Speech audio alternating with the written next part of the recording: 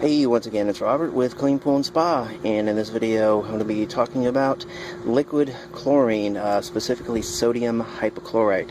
Now, as you can see, this is regular grocery store bleach right there, and that is pool chlorine, but really they're the exact same thing, because if you look at the ingredients right here, hopefully you can see that, it's in focus, it says sodium hypochlorite 8.25%, and this is sodium hypochlorite 10.5%, just the active ingredient in that.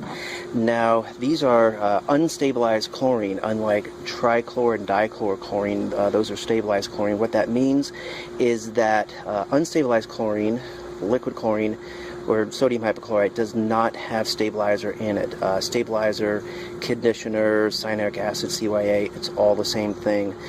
These are sodium hypochlorite is great for weekly chlorination and for weekly shocking, if you choose to do that. I actually prefer sodium hypochlorite because, as opposed to calcium hypochlorite, because calcium hypochlorite does have a pH of 12, it does tend to raise the pH, which means that you're going to have to use more acid to bring it back down.